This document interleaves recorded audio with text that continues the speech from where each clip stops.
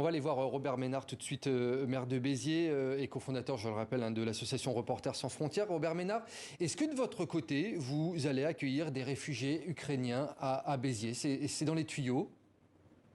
Mais écoutez, on a commencé à le faire, évidemment. Dès samedi, les premières familles sont arrivées.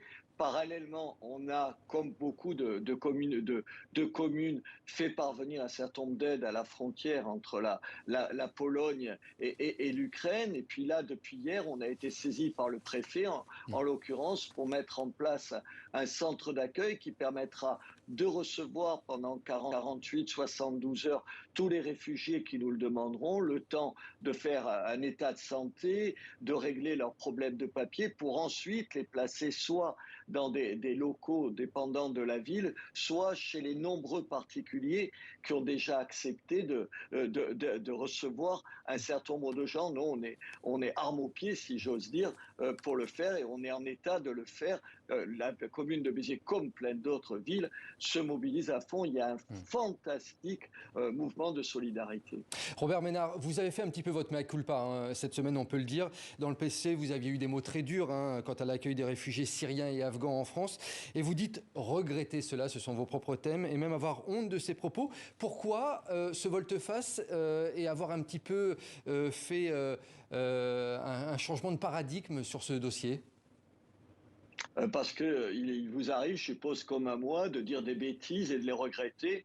Et je me suis dit, il y a deux façons de le faire. Une façon, comme les hommes traditionnels politiques, j'espère ne pas ressembler à certains d'entre eux, c'est-à-dire de ne jamais reconnaître qu'on a fait des bêtises, et en l'occurrence une faute, oui, pas une erreur, une faute. Et je préfère le dire, d'abord pour moi-même. D'abord pour moi-même, et ensuite parce que ça me permet sérieusement d'abord de me regarder dans une glace, et ensuite d'expliquer que, vous le disiez, j'étais le patron et le créateur de Reporters sans frontières, et il y a un certain nombre de choses que j'aurais pas dû dire. Vous savez, on se trompe, et je le reconnais. Pas volontiers parce que ça m'a coûté, mais je le reconnais.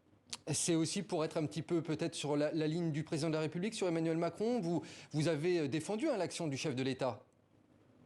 Absolument, mais attendez, moi je peux critiquer le chef de l'État sur un certain nombre de points sans me sentir obligé de le critiquer sur tous les points. Concernant la gestion, pas au départ, mais ensuite, par exemple, de la pandémie, j'ai applaudi en disant que c'était une bonne idée. Aujourd'hui, honnêtement, expliquez-moi, continuez à discuter avec M. Poutine, vous allez le lui reprocher, personne de sensé ne peut le lui reprocher.